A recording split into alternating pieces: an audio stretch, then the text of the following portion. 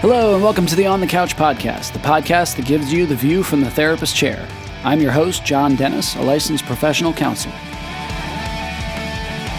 You're listening to OTC episode 21 with Bill Eddy, founder of the High Conflict Institute and author of the book Splitting.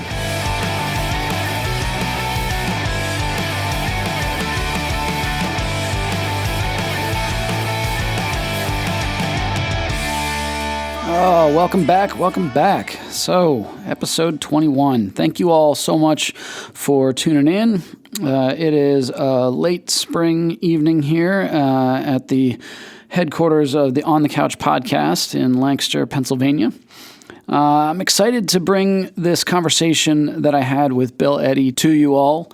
So, Bill Eddy is, he's just such a wealth of knowledge. This guy has more initials after his name than I have letters in my entire name, first, middle, and last. He's just ridiculous.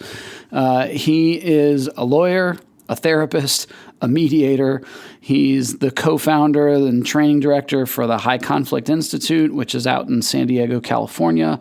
He provides trainings on high conflict personalities to lawyers, mediators, judges, mental health professionals, pretty much anybody that wants to learn about it.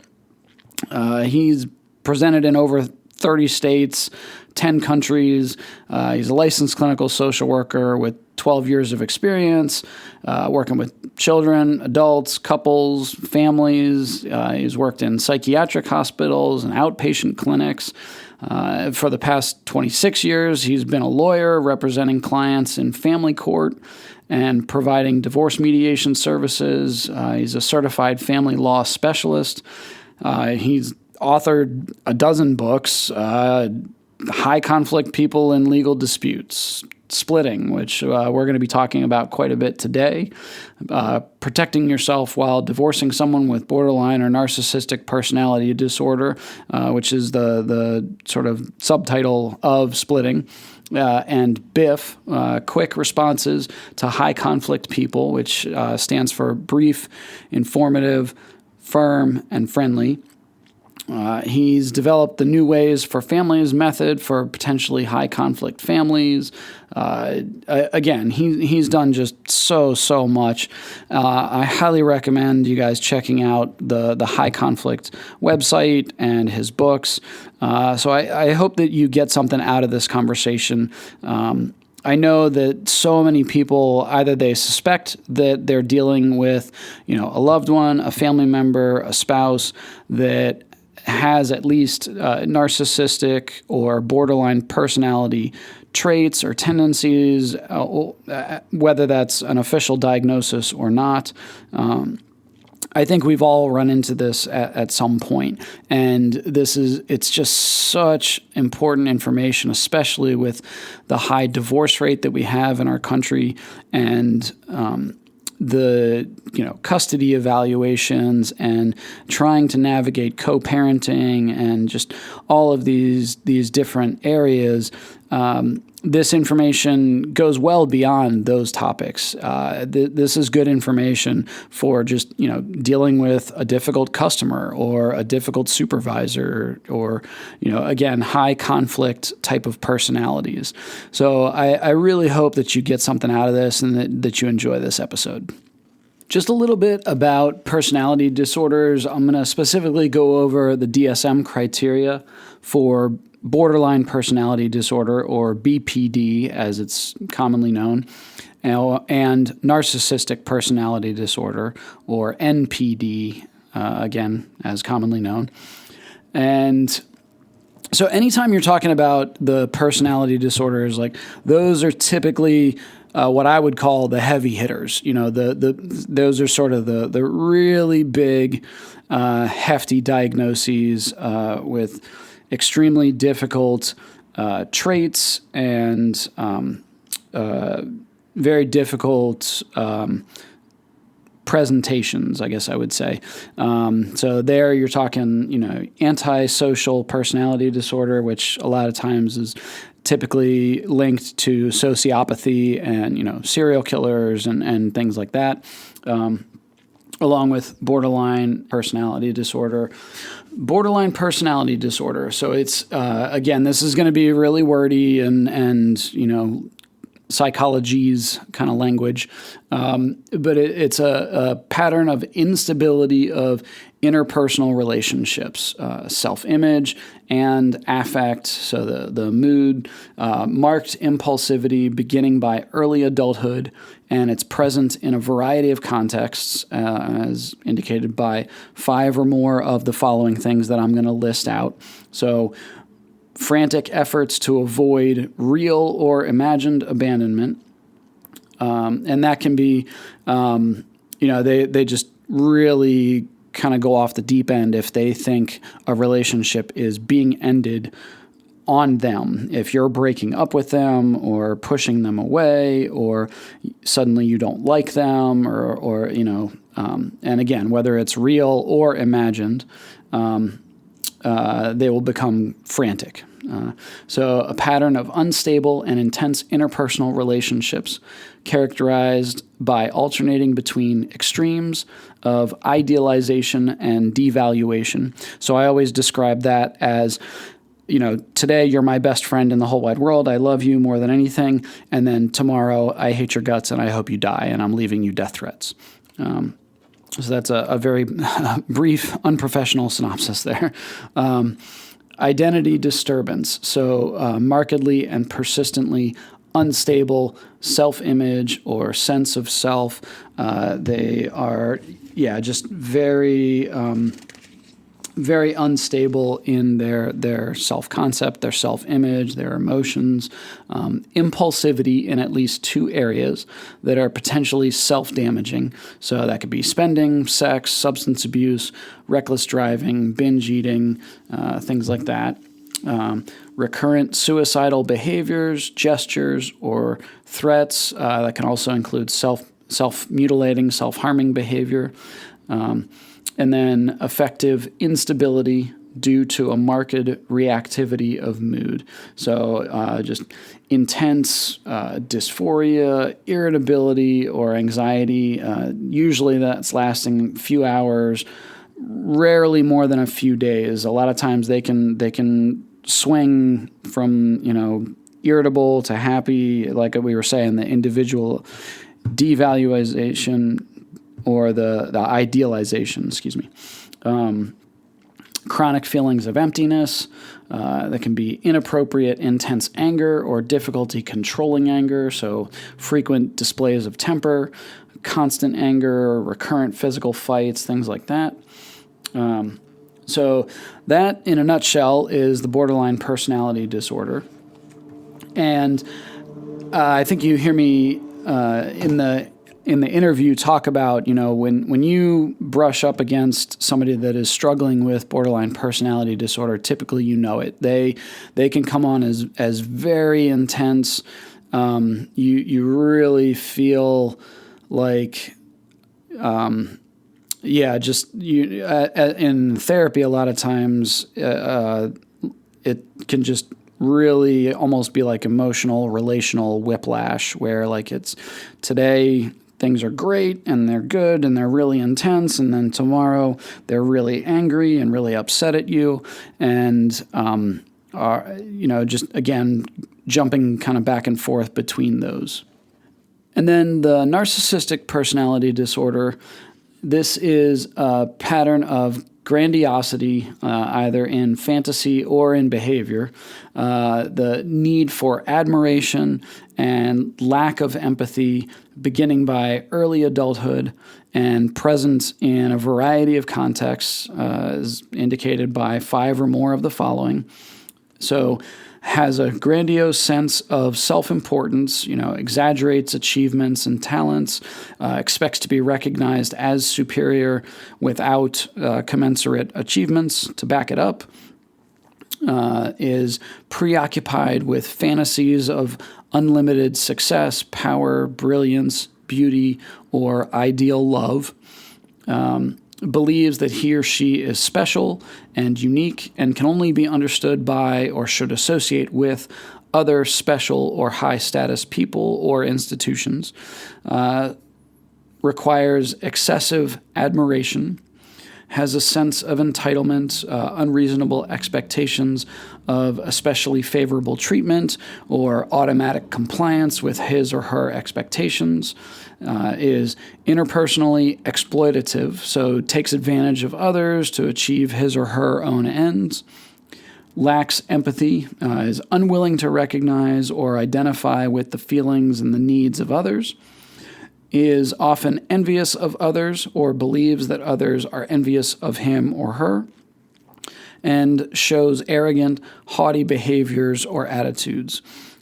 And again, with both of these, similar to the bipolar disorder or post-traumatic stress disorder or things like that, it's not, okay, you like things your way and that automatically makes you narcissistic. Again, you've got to meet 5 or more of the things that I just listed out. With borderline personality disorder, same thing. Just because you get angry one day and you're happy the next day doesn't automatically mean you've got borderline personality disorder. So these are very significant diagnoses that are oftentimes, not always, but oftentimes born out of trauma. You don't wind up with a personality disorder from just absolutely nothing out of the blue. Boom, you've got it. You typically went through some pretty hairy stuff to get something like this and for this to develop.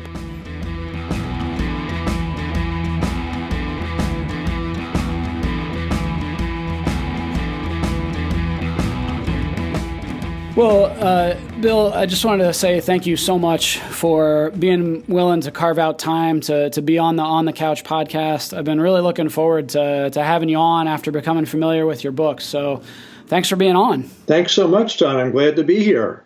Yeah. So just tell us a little bit about yourself, what you do, Okay. Well, basically, I started out as a social worker, became a licensed clinical social worker, and did therapy with children and families for about 12 years in psychiatric hospitals and outpatient clinics.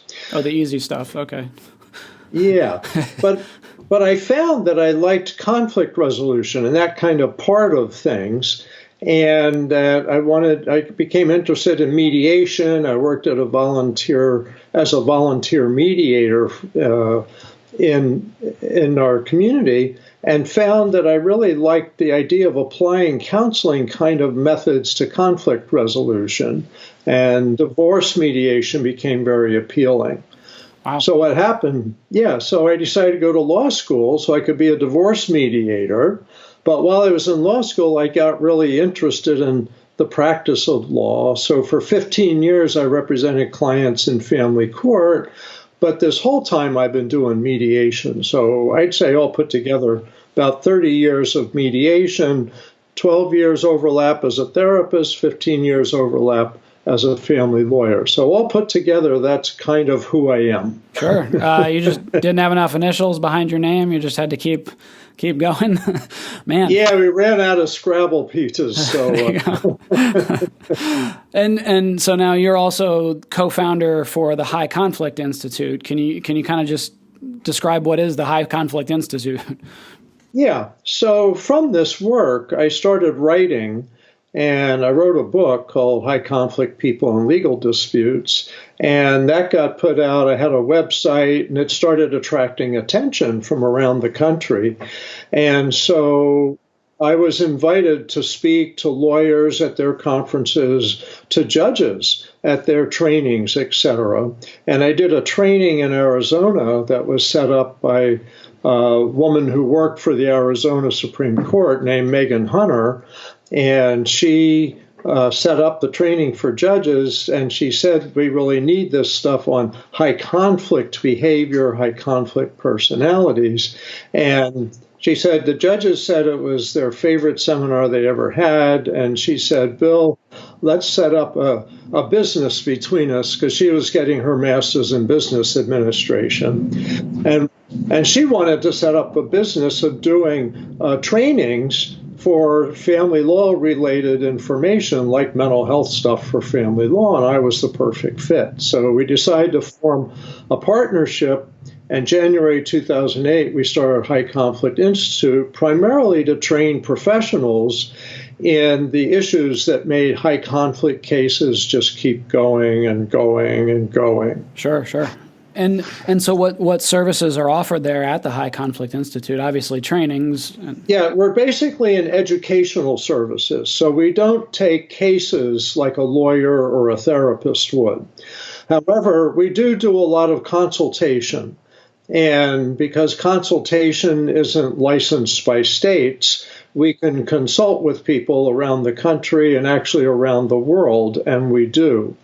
And typically we have one or two consultations, say, with an individual in a high conflict divorce or a workplace dispute or a neighbor conflict, and one or two sessions giving them some pointers, and then they go take it from there. Otherwise, we primarily give seminars, we do online webinars. But the theme here, and I think you'd be interested in, is it's really how to use mental health knowledge and tools to help people in conflict anywhere.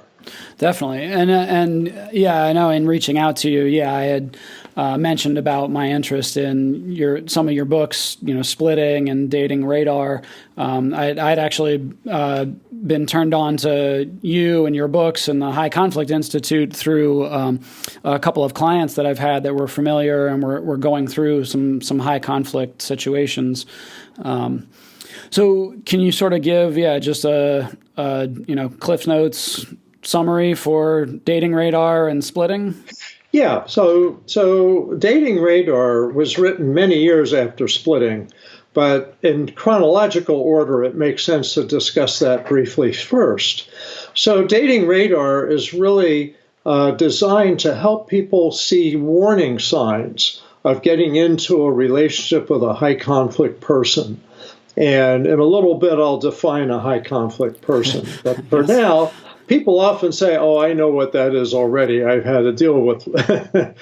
So it's how to avoid making a commitment to a high conflict person, getting into a relationship, getting married, having kids, buying property, all of that, and then going, oh, my goodness, this isn't the person I thought it was. Mm-hmm. So that's Dating Radar. And Splitting has really been around longer. And I wrote that basically co-authored with a woman, Randy Kreger.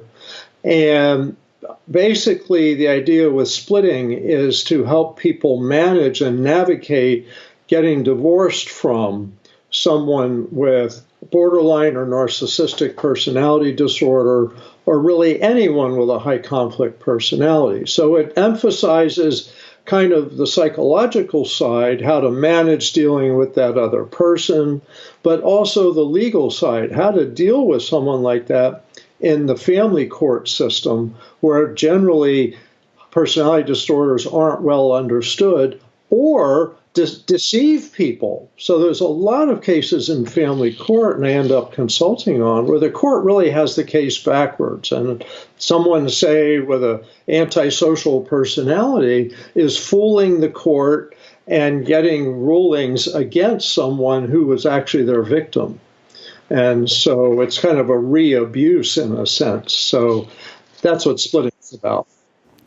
Man, and it's so interesting as clinicians. A lot of times, like you were saying, people will say, "Oh yeah, I know all about."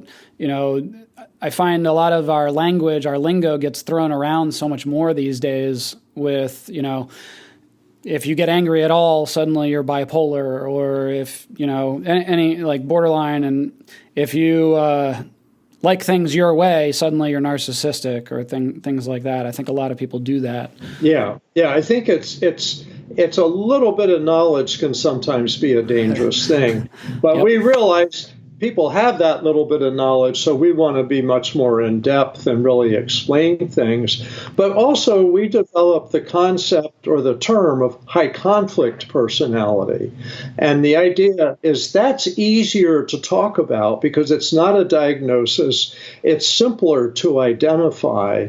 And there's a lot of practical tips we can teach people without knowing whether someone's borderline, narcissist, antisocial, or anything. It doesn't matter. And so that's why we emphasize thinking in terms of high conflict personalities if you're involved in a conflict with somebody. And in your books, you refer to that as, sort of the shorthand of HCP, that high conflict personality. Can you give just a trait or two of an HCP? Yeah, 4 traits, basically. First of all, is a preoccupation with blaming others. So they're really fixated on everybody else's behavior, but not their own. And the more they blame other people, the less they take responsibility. They often take zero responsibility. Second thing is a lot of all or nothing thinking. It's my way or the highway, do it my way. Third is unmanaged emotions. Often the emotions are driving the person. They take over their logical thinking and may make them jump up and run out of a room, or make them start screaming at somebody, or just derail them for a few days because they're upset instead of logically solving a problem. And the fourth is extreme behaviors. And we realized a couple of years ago, things that 90% of people would never do are some of the things they would do. Spreading really terrible rumors, lying in court, domestic violence, stealing money, stealing children, all of these kinds of extreme behaviors. So those 4 characteristics, they're not hard to see. And we say to people, if you suspect that somebody has a high conflict personality with these 4 characteristics, then you need to adapt how you deal with them, and certainly don't tell them you think that way. Yes, and off of splitting, I know you talk about that a lot, of like, don't pathologize them, don't use that term, narcissistic or borderline personality, that actually works opposite in court to how you think it would. Exactly. And so if people talk about patterns of behavior and they adjust their own behavior, don't try to change the other person, is adapt how you approach the other person. And like you said, in court, talking to lawyers, mediators, judges, is talk about patterns of behavior that are concerning, rather than, oh, she's a borderline or he's a narcissist. The judges really don't like to hear that. They basically treat it as name calling rather than as useful information. So it's better to say, here's a pattern of behavior, and it's probably not going to stop because it's existed for so long. Therefore, I need such and such parenting plan, court orders, etc. But that's much better than giving a diagnosis. Yes. And I would imagine with narcissistic personality disorder, it's harder to spot. But a lot of times as a counselor, I'll usually tell people, like, with borderline personality disorder, I mean, a lot of times it's you kind of know. I describe it almost like trying to step into the ring with Ali or Tyson. Like, it's just, rope-a-dope. Like, you're just getting worked. Right. So you get, sometimes it's just like people come in and they're angry at you. And just like that, you realize, wait, this person has some emotion dysregulation. The next minute they're friendly, and it goes back and forth. But what's interesting and that's more of a borderline pattern, but with narcissistic, that some people are really, what they call closet narcissists or covert narcissists, and that you don't really know how narcissistic they can be until you're deep in a conflict or deep in a relationship with them. It always made me think of the Billy Joel song, "The Stranger." Of, you kind of don't know until they kind of flip the switch and it's this complete different person. And I know you talked about that in splitting, with sometimes, even after the divorce, after the custody suit, is when they really came out. Yeah, that can happen. Is that some people say this is a totally different person. I didn't realize, either during court or afterwards. But one of the things I want to connect with that is in Dating Radar, we talk a lot about that what happens is people with these high conflict personalities start out, in a sense, sugar-coated. Sure. And so they can be very appealing, make themselves look very interested in what you're interested in, all of that. but usually within a year, they switch. Okay. And so, like I've seen cases, say domestic violence, it was 6 months into the relationship before domestic violence began, but then it never stopped after that. People who look like they'd be responsible financially, suddenly now they need money. I need help. Can you lend me some money so that I can pay my child support from this other marriage? And that doesn't go over well. Well, and yeah, I mean, I usually in talking with clients, I explain, like people don't start off with domestic violence, assaulting you on the first date. You think of like Ted Bundy, where it was, very charming, very charismatic. You never would have suspected, and then all of a sudden it's too late. Kind of. Yeah. Exactly, and what we find is about a year.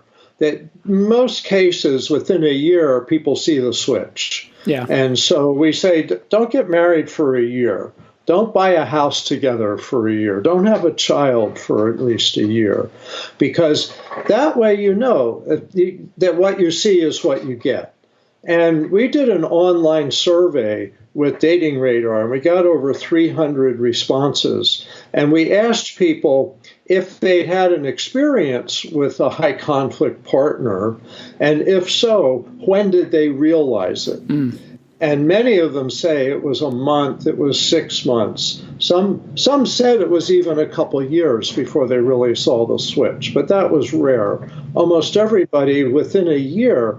One person said on my wedding night, here we are, everything, we're starting our honeymoon, and now the truth comes out, and you find out you've married a monster. And that really devastates people. And oh, sure. a lot of times they see some hints of these problems, but they go, well, we'll get married and we'll iron them out. Time and love will heal all wounds. Uh-huh. And then it doesn't. And so that's why we want to warn people to look for these signs. And it's not that these are bad people. They just have patterns of bad behavior. Sure. And yeah, definitely. I mean, with, high conflict and I'll BPD and NPD for short, obviously, as we talk about in Splitting and your different books and programs, that idea that it's often coming from a place of hurt, that, they didn't just choose to be this way or magically get this way, that there's a reason why. It's just with these types of diagnoses and traits, it's so much harder, I think, to separate that, because you're usually getting battered either physically or emotionally. Yeah. Well, I guess what I want to emphasize about the point you're making, which is very important, and that is people don't ask to have a personality disorder. Personality development is mostly early in life. And you don't choose, well, there's three main factors. One is biology, and you don't choose your parents. And so you get your biology, and that's by the time you're born.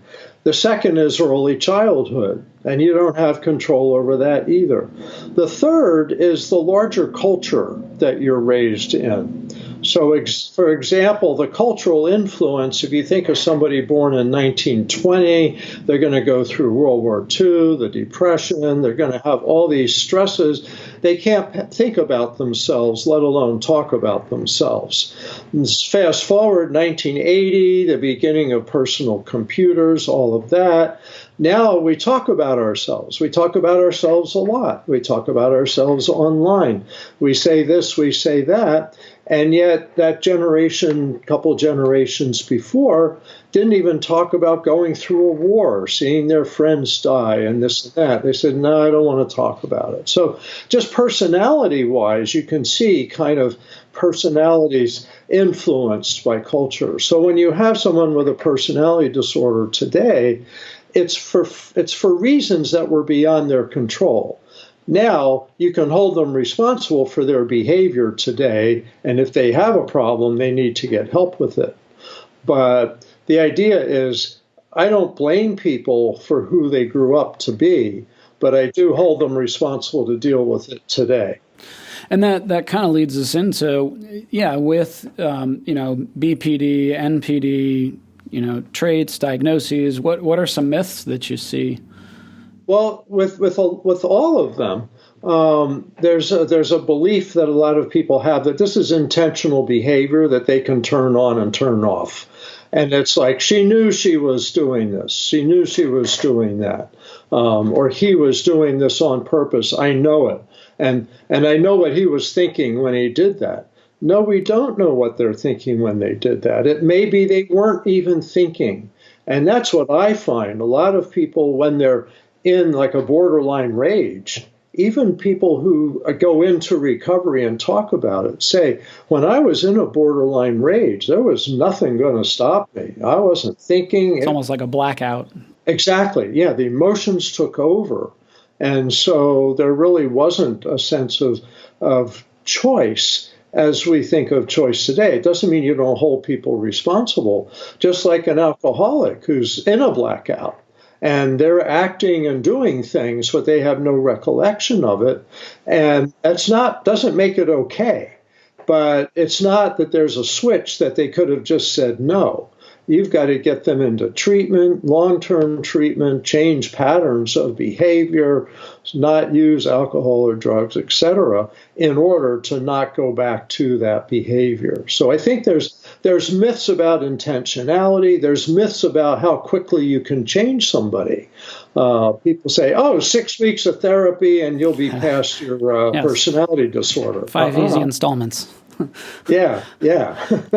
And I don't know if you're able to speak to that at all in terms of, are there particular treatment methods that you're aware of that lend themselves better to treating BPD, NPD? Yeah, definitely. First of all, let me back up a little bit and say high conflict personalities tend to have traits of at least one of 5 personality disorders. So we're talking about borderline, also narcissistic personality disorder, also antisocial personality disorder, also known as sociopath, histrionic personality disorder, and paranoid personality disorder.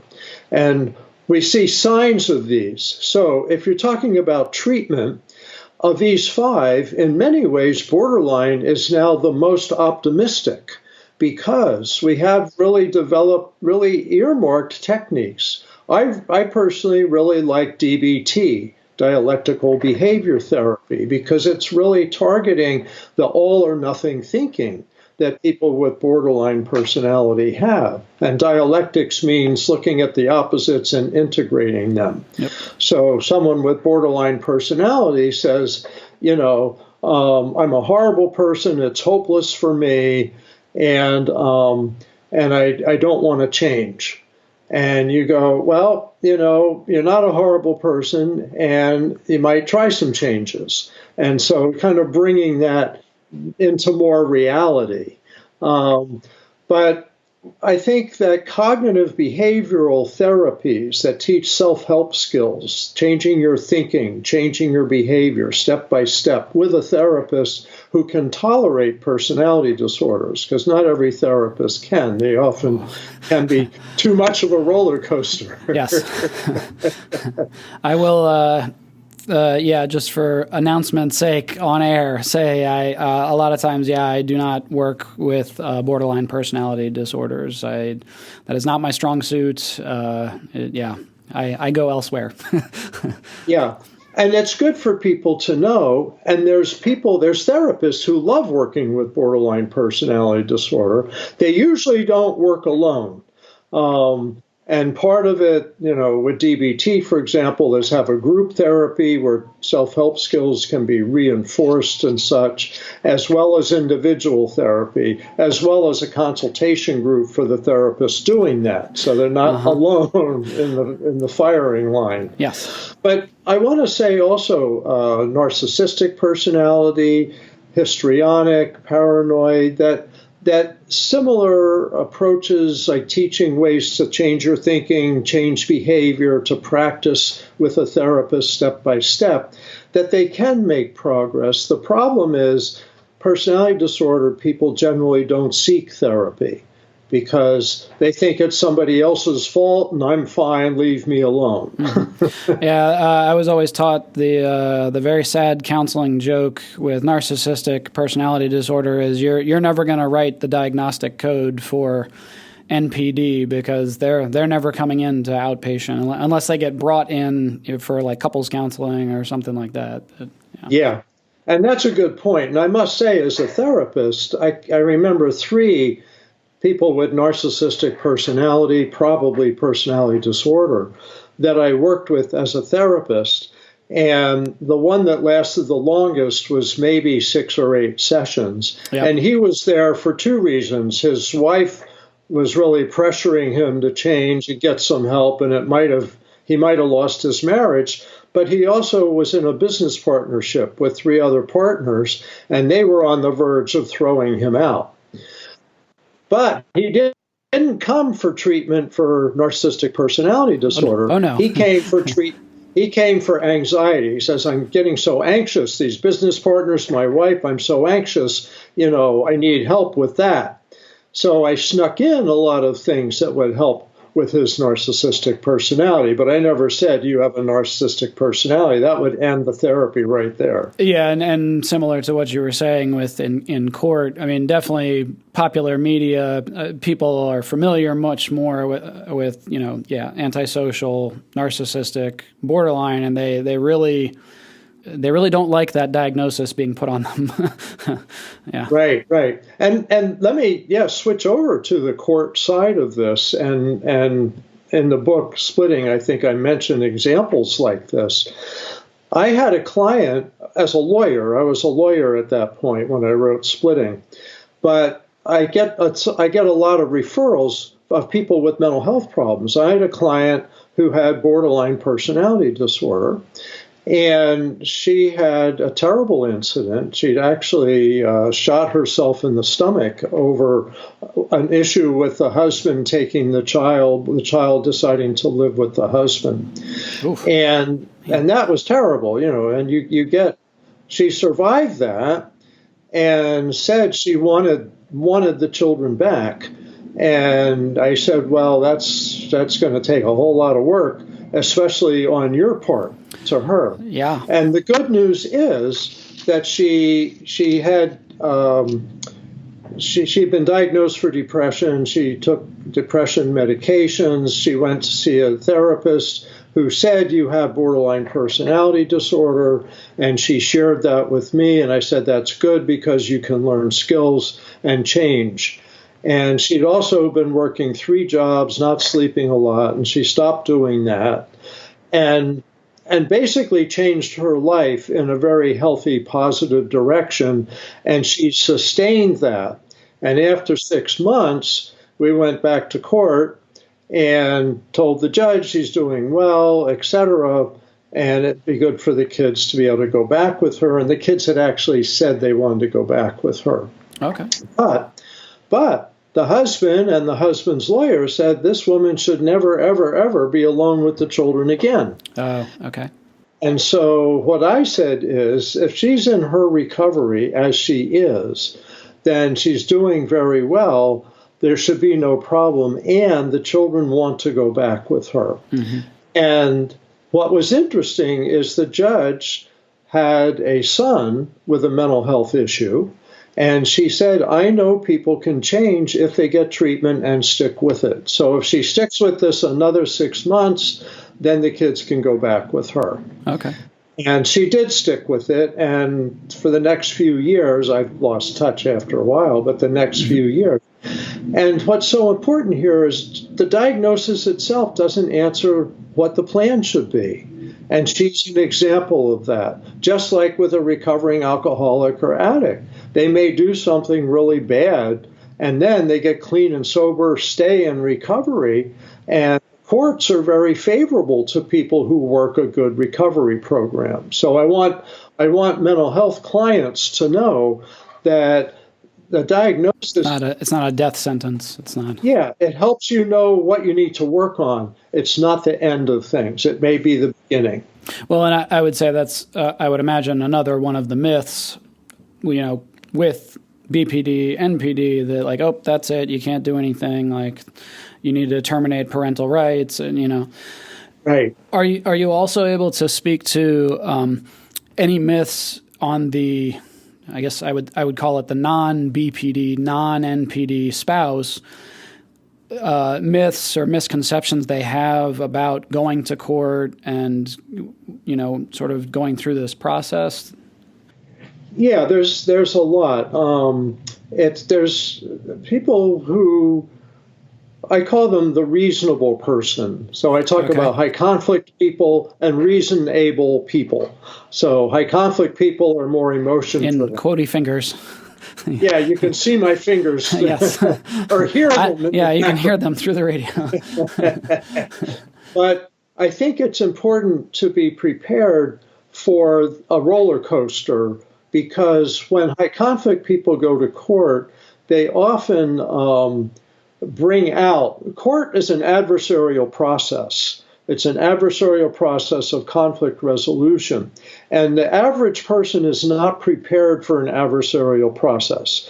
And so they're going in thinking, I just tell the judge what's going on, and the judge will see, and the good decisions will be made. Mm-hmm. High conflict people go to court prepared for war. And so their goal is to win. And that means the other party has to lose. And especially when it's about parenting issues, they will say all kinds of things in order to win. And yes, high conflict people lie more than the average person, but they distort things.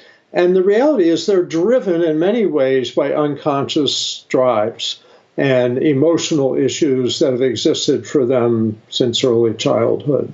And so reasonable people need to be prepared for a very intense experience from the other person if the other person wants to go to court. And I want to emphasize, you can solve a whole divorce out of court nowadays. Yep. That you can make decisions together, you can get a mediator to help make decisions, you can use collaborative lawyers to help make decisions, you can use ordinary lawyers to help make decisions if the goal is to make agreements. And many high conflict people can make agreements. It just takes them longer, 2 or 3 times as long, to kind of adjust to change.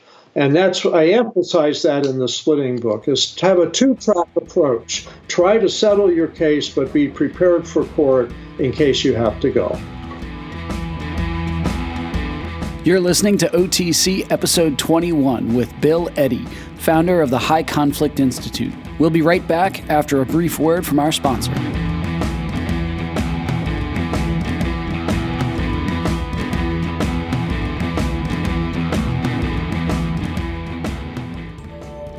Life is hard, but Parenting and Family Solutions is here to help. Our board-certified counselors are easy to talk to and offer a safe, encouraging environment to help you with your unique needs. We specialize in helping clients of all ages deal with depression, anxiety, marriage issues, screen addiction, and ADHD, just to name a few. We now have daytime and evening appointments available in Harrisburg and Lancaster and accept most major insurance plans. Visit our website to learn more at www.parentfamilysolutions.com or give us a call at 717-602-5560. Let us help you build a stronger family and a healthier you.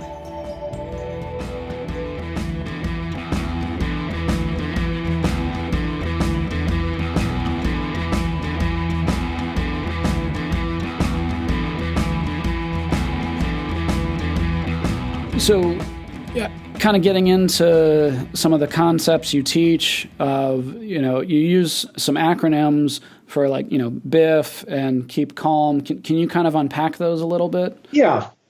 So we'll start with BIF because that's probably the favorite tool that we have that people like to learn, and it's very easy to learn. BIF stands for brief, informative, friendly, and firm. And it developed as a method to respond to high conflict emails. Yep. So you get an email that says, you've done everything wrong, you're a jerk, you're this, that, and the other thing. And how do you respond to that? And so you respond briefly, just with straight information, a friendly tone, and firm, meaning you end the conversation, that you don't keep the hostilities going. And so actually I wrote a little book about that. It's BIF, Quick Responses to High Conflict People. And your listeners in any setting can use this. So it came about from high conflict divorce, but ordinary family emails, adult children and parents emails, workplace emails, letters, and even verbally. People think of that. You don't engage with the hostility. You come up with some information that can be useful, and you present that rather than a defense or an argument or emotions or opinions.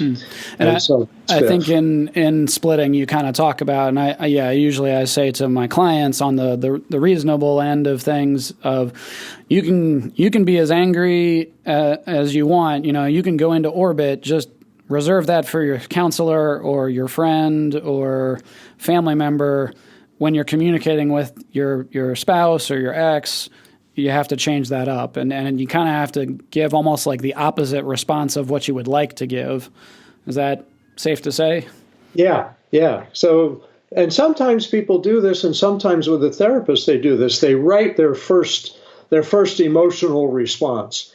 You're a jerk. How dare you talk to me that way? Blah, blah, blah, blah. But don't send that. Yeah. Make sure you do not hit enter. Right, exactly. Maybe even handwrite it so you can't accidentally send. And then come up with a BIF. And actually, I have an example handy, I think. And I like reading this example, if I can quickly find it, because you really feel the difference, the tone. So let me read you an example of a BIF response. Sure. So here's Jane and Joe have been divorced for a couple of years, couple of young children.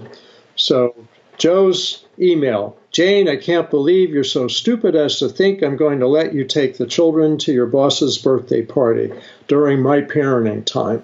Have you no memory of the last 6 conflicts we've had about my parenting time? Or are you having an affair with him? I always knew you would do anything to get ahead. In fact, I remember coming to your office party and witnessing you making a total fool of yourself, including flirting with everyone from the CEO down to the mailroom clerk. Are you high on something? Haven't you gotten your finances together enough to support yourself yet without flinging yourself at every Tom, Dick, and Harry, and on and on and on? Wow. So that's kind of a hostile email. I would say, yeah, just a skosh. So the temptation in responding to that is to go, you're such a jerk, say, it's not true. I didn't do that, and I did do this. But let's look at Jane's response and see if it's a BIF response. Thank you for responding to my request to take the children to my office party. Just to clarify, the party will be from 3 to 5 on Friday at the office, and there'll be approximately 30 people there, including several other parents and their school-age children. There'll be no alcohol because it's a family-oriented firm, and there'll be family-oriented activities. I think it will be a good experience for the kids to see me at my workplace.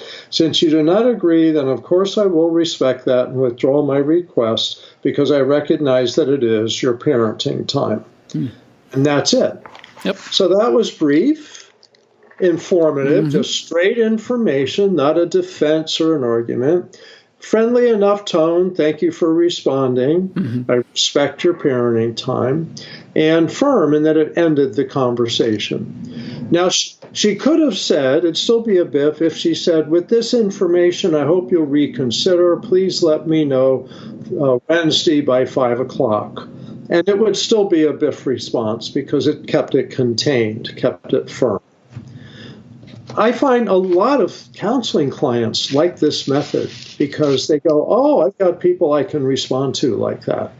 Oh, sure. And I imagine, I don't know if I would say it's easier today, but a lot of divorces now they have like parenting or co-parenting platforms where they have to communicate through that. And I think a lot of people, when they realize, oh, everything is being tracked, it's a lot easier to not respond with that emotional response. Is that Yes, exactly. Yeah, so there's things in divorce like our family wizard, and that keeps track of all the conversation. And frankly, when people have structure, they behave better. And that we find all the people with high conflict personalities generally do better the more structure there is, the more contained there is. Mm-hmm. And I do trainings for lawyers and judges and mediators, and that's one thing I teach is give them structure. You can do it with a friendly tone of voice, but give them more structure. The friendly tone of voice brings me to my next acronym, which is EAR, E-A-R. Are you ready for that? Oh, yes, definitely. Thank you. Great segue. So EAR stands for empathy, attention, and respect. And this, again, is a way to respond to somebody, usually in person. So they're pointing the finger at you saying, it's all your fault. You should have done it this way. You should have done it that way. You never do this. You never do that. And I teach this to professionals. I think this is too hard for most individuals to do, like in a couple relationship. But if they want to try, they could. If it's a violent situation, don't try that. Get to a place of safety.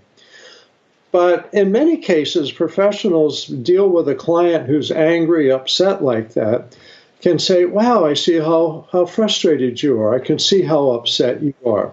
You know, this is an important time in your life. This is a big decision in your life. You've got a lot going on. I respect your efforts. I'll take the time to listen. I really want to understand how you're feeling and what you're going through. Mm-hmm. So you include some empathy, some attention, some respect, and angry people tend to calm down. Upset people tend to calm down. And because in high conflict situations, there's a lot of angry people, it really helps to use EAR statements. I use them all the time in my mediations. I don't go to court anymore. I don't do therapy anymore. I still do mediation. And in mediation, I use empathy, attention, and respect, EAR statements, a lot. And so that's a useful technique for anybody in any situation, at work, with neighbors, with children. It works with everybody. You don't have to use all three. You could just say a statement that shows empathy or a statement that shows respect.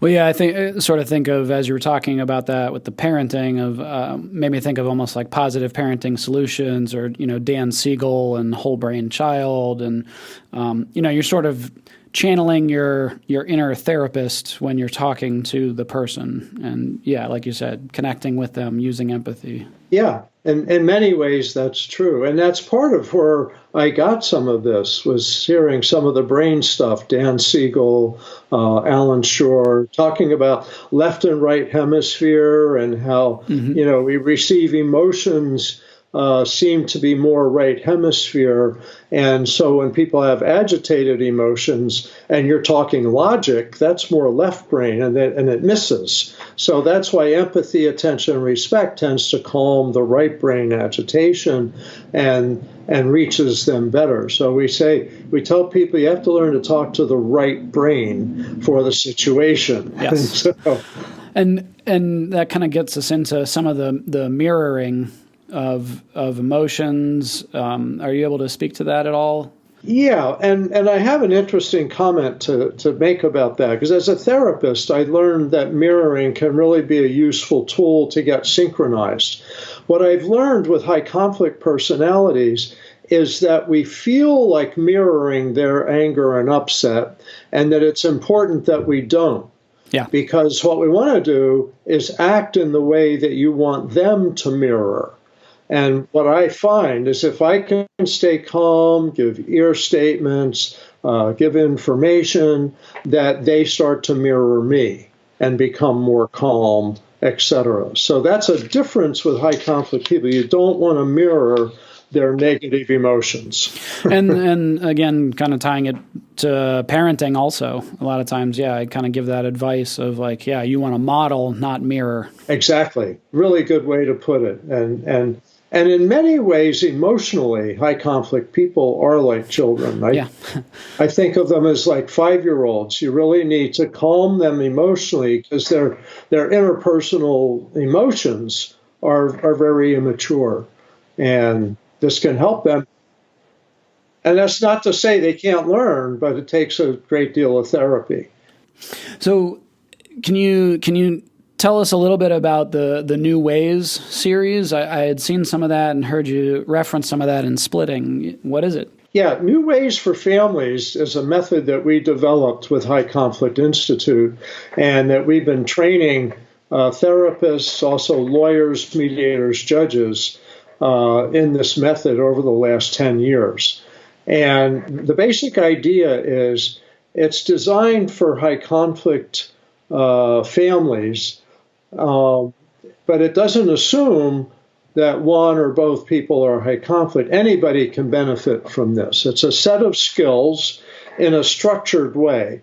So the full counseling model, and we also have an online version and a shorter pre-mediation coaching model, but the full counseling model is 6 individual sessions for each parent. It's always both parents, and typically there's a court order. It's kind of like a diversion program. Okay. And so both parents, regardless of who, maybe one of them's been abusive or the other hasn't, they get treatment for abuse, but they also learn the same set of skills. And the skills we call New Ways for Families, the skills focus on flexible thinking, managed emotions, moderate behavior, and checking themselves. And we call those the 4 big skills, or the 4 big skills for life. And so the parents learn those skills in a counseling setting with a workbook for 6 sessions each, ideally around the same time. Then they both take turns meeting with their children with a parent-child counselor, and they teach the children these 4 skills. Okay. And they give them examples, and there's a workbook that guides that as well, so that it structures. And we've had cases, and that's 3 sessions each. So each parent has 6 individual sessions, 3 parent-child sessions. So it's affordable in general. It's not too long. It's time limited, so the judges feel more comfortable ordering it, because they don't like ordering people into lifetime counseling. Sure. But this makes it more affordable. I'll give you a quick example. So we had a case, and by the way, this has been run in several court districts in the U.S. and also in Canada. 2 courts in Canada got $500,000 each to run this method, and did some research and saw it was quite beneficial, and kept about 80% of high conflict families out of court, who otherwise are the people that would be going to court. Sure. So it was very encouraging. But I'll give you this example. So there's a case, I think it was a 15-year-old girl that had reached the point of refusing to see her father.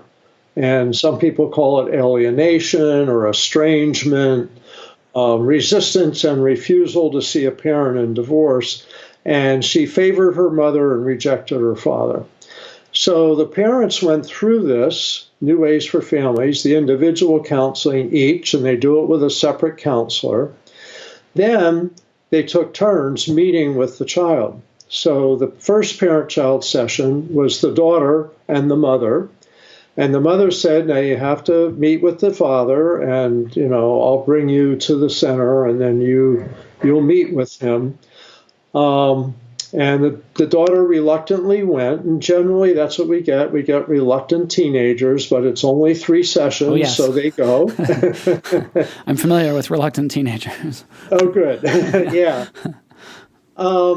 So then the daughter meets with the father, and she says, you've done this wrong and that wrong, and I hate you, blah, blah, blah, blah, blah.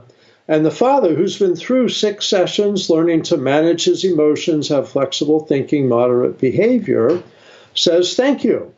And the daughter's like, what? You're not angry that I just said all these horrible things to you? And the father says, no, I'm glad we're talking. Tell me more. Yep. And what ended up is they ended up reconciling, and now they have dinner together once a week. It isn't a 50-50 parenting schedule like he might have wanted, but he has a relationship, they're communicating, and they're on a positive footing, and she's learning from him. Because as I tell teenagers, there's stuff you need to learn from both parents, no matter whether they have a problem or not. You find things you could learn that need to be learned. So that's an example of how the structure can get people back together. We've had domestic violence cases where this structure has helped parents work together, but it's not a domestic violence treatment program. They get that somewhere else. Yeah. Sort of an add-on. Okay, nice. Yeah. So I do want to shift. I have a couple of questions from listeners. This is our questions from the couch section. So the one question that came in was, do NPD or BPD spouses, do they have a tendency to accuse their partner of being the one with BPD or NPD, sort of the projection? Yes, over and over again. And projection is one of the big characteristics of personality disorders or high conflict personalities. So this is not unusual at all. Be prepared for that. And interpersonally, don't get hooked into that. It's just, that's not true, or we'll just have to agree to disagree, or if you're going to talk to me that way, I'm going to have to end the conversation and step aside. But this raises an important thing for going to court. Yeah. So people with BPD, NPD, other high conflict personalities make a lot of false allegations. Sometimes they believe them, and sometimes they know that they're false. And the thing to do if you're going to court as a reasonable person is to take the assertive approach, not an aggressive approach, and to explain that here's the information, here's what really happened. Don't come on the attack like you're trying to destroy the other person, because that's the aggressive. Yes, that's the aggressive approach, and that's often what high conflict people do. Mm-hmm. But also don't be passive, because in court, if you're passive, the judge thinks maybe you agree. Sure. And so it's important what I say, and I teach judges, lawyers this, but the people themselves have to explain this sometimes to legal professionals. And that is, there's three theories in the high conflict case. One person's making a lot of allegations or accusations. You have to consider maybe this is true. Maybe there was domestic violence. Maybe there was child abuse. Maybe there is alienation, substance abuse, whatever. That's one possibility. Another possibility is projection, which is what you said. And most people who've been in therapy have learned about projection. The idea that what's going on for them, they're accusing someone else of. So it may be the other person's not doing anything badly, and the person making the accusation is. The third possibility is both people are acting badly. Sure. And so I teach that to judges, because otherwise they may have a presumption. Some have a presumption. When someone says someone else has acted in an abusive way, I always believe it. No one would ever lie about something like that. That's not entirely true, unfortunately. Exactly. Then you get people, and I've had judges tell me this, most cases, when they come in and they say the other person's doing all these bad things, I just don't buy it. I just think it's a manipulation to get an advantage. Okay, yep. And so I just don't buy it. Well, that's just as bad. And then there's some that say everything's equal. If one comes in and says the other's lying, I assume they're both lying, and everything's equal. So you have to watch out for that. And I wrote that at the beginning of Splitting, is be prepared. Some judges have a presumption. They're not necessarily even aware of it. But it helps to explain to the judge, if you're talking or your lawyer's talking, there's three theories of the high conflict case. And in this case, this is what's really happening. And in the book, I mean, it sounded like, and correct me if I'm wrong, but you need to respond quickly but factually to any of those allegations. But again, that biff sort of without emotion. Yeah, And doing that in court papers Yes. also. But yes, being quick. It's interesting how aggressive high conflict people can be. And let me just mention the most aggressive personality that I've had to deal with are the antisocial personalities. And I used to say that I didn't see them very much as a family lawyer, that most of the high conflict cases were borderlines and narcissists, usually fighting over the kids. But today, I do a lot of consultation, and I'd say in the last couple of years, significant increase of antisocial personalities that my clients are dealing with. Wow. And they tell me the story of what's going on, and it's like, uh-oh, there's another one. A woman saying, my husband went to work every day.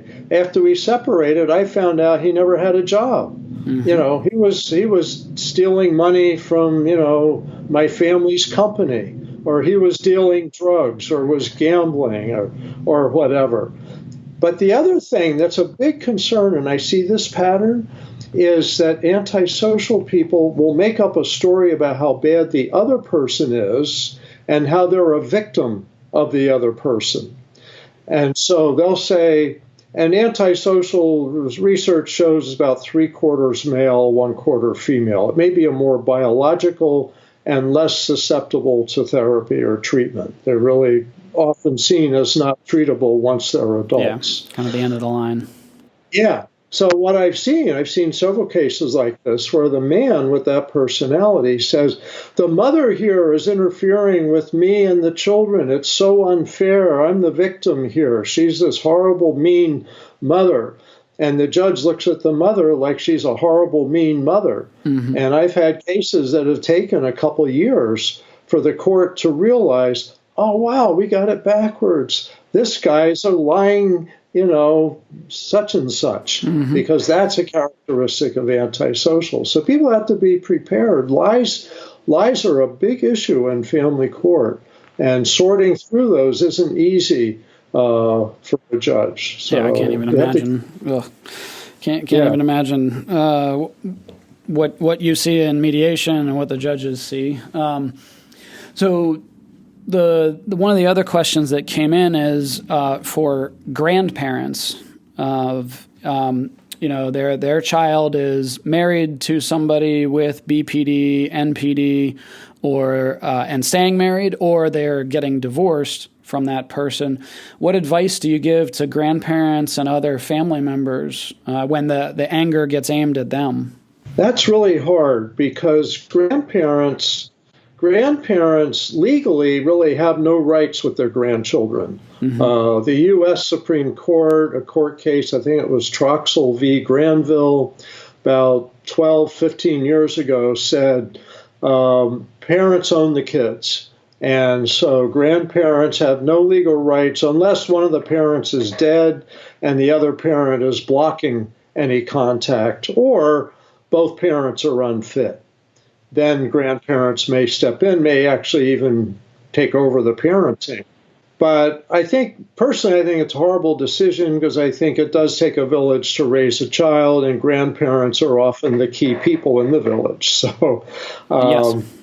And if you have if a parent has a child with a personality disorder, or they marry somebody with a personality disorder, then anger, all or nothing thinking, blame is going to be a big part of the package. That's probably why grandparents should buy their children the dating radar, the splitting. Sure, yeah, that's a bundle. So, don't get into this situation. Keep your eyes wide open. But I do think what does seem to work is really trying to have a civil relationship with that high conflict partner or child, because that's the only leverage you really have is a good relationship. And you want your relationship not to be fraught with criticism, judgment, those kinds of things. You want to try to work with them, offer to be helpful, I'll watch the kids or whatever so you can go out or things like that. But also time often makes a difference. I've had cases where I think of one recently I consulted on, was a son who was kind of narcissistic, married a borderline woman, and the son's parents were really getting shut out. And there was these hostile emails back and forth. And the parents were trying to advise, well, you need to do this, you need to do that. And that was hurting things. I said, make it light. Talk about the weather, talk about the holiday, talk about the kids, how they're doing in sports. Do things that are light and not confrontational, not judgmental.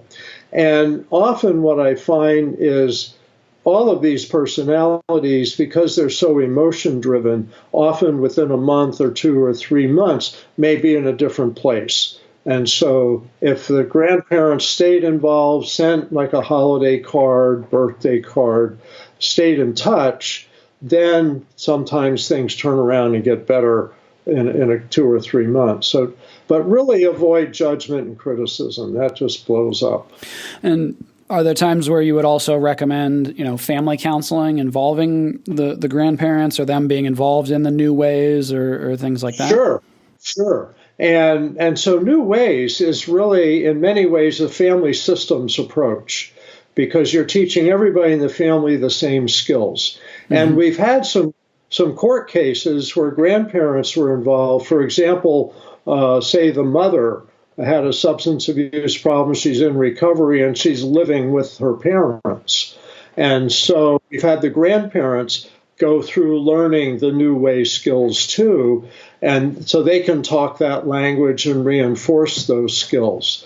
But very much family counseling is a good way to go, but we find people need to have the skills before they're productive in the family counseling. Yeah. Well, and probably one of the ones I'll wrap up on, I mean, in Splitting, you talk a fair amount about what should you look for in an attorney. I don't know if you can speak to that, and what should you look for in a therapist for somebody treating, BPD, NPD. Right. Excellent. So in terms of an attorney, I have a chapter on that in the book, Finding a Lawyer. And so interviewing 3 is a good way to do it. And a lot of them will give you a free half hour, but not more than that. Or some of them won't give you, they'll charge you for that half hour, but it may be worth it so that you try out 3 different ones. Now, people often say, Bill, I want a lawyer. Can you refer me to a lawyer who thinks like you do and is experienced with personality disorders and presenting that to the judge? And I tell them, it's very rare. Yeah. There's only one Bill Eddy. But I tell them what you want is someone you can communicate with and someone who's open to more information. And so I've done many consultations with clients and their lawyers together, strategizing how to deal with the case, what information to provide, how to deal with responding to false allegations or abusive behavior. And so that's been positive. So I think if you want a lawyer you can communicate with, that you feel they will listen to you and that you'll listen to, that's the most important piece. And they can learn that. You can take them the Splitting book and suggest, here's a chapter you might want to read in here. Don't tell them to read the whole book. They don't have time. They won't do that. Now, but it is on audiobook, so that definitely makes it which is how I listen to it. Driving around, that's a lot of people nowadays, audiobooks. And then on the counseling side, is it safe to say, somebody that specializes in, BPD, NPD? Right. You want, if they're going to get into therapy, which isn't easy, then you want them to have a therapist that's able to combine being a nurturing, supportive person, non-judgmental, not abandoning emotionally, that can hang in there through the roller coaster ups and downs, and teaches them new behaviors and gently confronts them on what doesn't work and what does work. What doesn't help is purely supportive therapy for a personality disorder. They eat that up. Makes it worse because now they feel like, hey, I've got somebody on my side. Right. people should know that courts are very interested in what therapists have to say. And if you have a therapist who's supportive and doesn't challenge, and they may say, well, my client's wonderful, it must be the other person. And that doesn't help anybody. You want someone that's going to structure. That's why New Ways for Families is so structured, because that's learning skills is the goal. Well, and a lot of times I'll say, I think you had said before, with group and consultation and things like that, a lot of times BPD and NPD in a client with an individual therapist, they can fool them all day long, when there's no case collaboration with the rest of the treatment team. Yeah, they can spin their web. So exactly. And think of the analogy as alcohol and drug recovery. People have realized you don't do individual therapy alone as a treatment for alcoholism or drug addiction. You need group programs, you need 12-step program, you need whatever, so that it's an intensive environment of recovery. One therapist can't, and let me tell you, overcoming and managing a personality disorder is harder than recovering from alcohol and drugs. Okay. It's much more embedded because it goes earlier. You're basically looking at stuff from early childhood. With alcohol and drug, you're looking at least at adolescence at the earliest, sometimes even in their 20s or when people become alcoholics. Sure. That's a good point. I never thought of it that way. Okay. Yeah. So it's deep, but that's not impossible, although it's really hard to say with the antisocial personalities because it really seems to be hardwired at birth for a lot of. Okay. Yeah. Well, so to kind of bring it home here, how do people find, trainings from High Conflict? How do people find you, book you? Yeah. Great. Well, everything think of through our website, highconflictinstitute.com. And we have things for everybody there. We have free articles. So if somebody doesn't have any money, they can still come and read our articles. We have low-cost books. We have more online now, more video. We have webinars that are each standalone for, I don't know, $20 or something like that. People can get an hour of information along these lines. We have the New Ways for Families program, which is 12 hours of co-parenting, basically, with dealing in high conflict situations. Also 4 hours of parent-child for teaching the children these skills. With the New Ways, so you're able to access that remotely, like through computer? Yeah. Okay, awesome. So we have, this is this online program. So they can go to highconflictinstitute.com website, and we link to newwaysforfamilies.com website, which is also our website. Okay. And so they can get that program, that method, and courts, a lot of courts accept it as a parenting class. Okay. It's not the counseling model, but it's a class, and they still learn the skills. So if people are long distance, they remotely can get that. If they could get the counseling, we've trained people in, I think, 27 cities. Tomorrow I'm doing a training online. I do it live. With people in Texas, I'm in California, so we've trained in a lot of places. But for people that don't have trained counselors in their court jurisdiction, the online program is accessible anywhere in the world. Okay, great. Yeah, it's pretty inexpensive. I think it's $140 for 12 hours, something like that. So, you mentioned the training tomorrow, but what projects are you working on for 2019 or that you're able to speak to? I don't want to. Well, we do a lot of training around the country, around the world. So we teach judges, lawyers, therapists, mediators, human resource professionals, and so we go around and do a lot of that. We have a lot of webinars we do. Seems like every 2 or 3 weeks we're doing webinars. Many of them would interest the general public and people find beneficial. Just did one on a narcissist in the family and how to deal with that. Mm-hmm. And actually, we have a second parenting program we just put online too. So we usually have several irons in the fire. Oh yeah. But it's all education oriented. So we tell people, come look around our website. We've got something for everybody.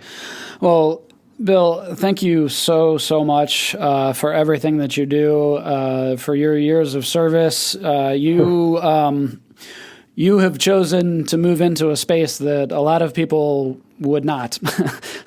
So you've helped a lot of people, a lot of families. So thank you so much. Well, thank you, John, so much for getting your education out there to people. Hopefully, yes. I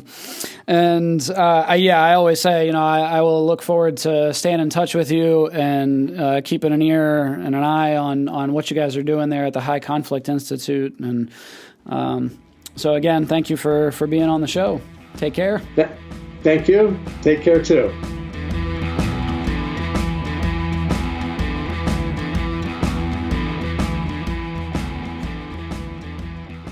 That was Bill Eddy, founder of the High Conflict Institute and author of the book Splitting. Thank you, as always, for joining us on the podcast. We look forward to having you back for the next episode. Next episode will be OTC episode 22 with Don Mann, former Navy SEAL, former member of SEAL Team 6, and New York Times best-selling author of the book Reaching Beyond Boundaries, as we talk about mental toughness. If you liked what you heard, be sure to subscribe and review wherever you're catching this podcast at. You can check out detailed show notes and archived episodes at www.pfsonthecouch.com. If you want to stay up to date on future guests and contribute questions, be sure to follow us on your favorite social media platforms. The author and host of this podcast is not engaged in a therapeutic relationship with the listener and cannot give counseling advice without a confidential appointment. Listeners should be sure to consult with a licensed therapist in their area or seek emergency medical attention if they are experiencing psychological difficulty. A special thanks to the band The Topsy-Turvies for the show theme song. Their song, Like a Living Dead, can be found at topsyturvies.bandcamp.com. The bump interview track was the song 1973 by Bruno E. The author and host of this podcast is John Dennis. Special thanks to editor and show producer Trevor Groff.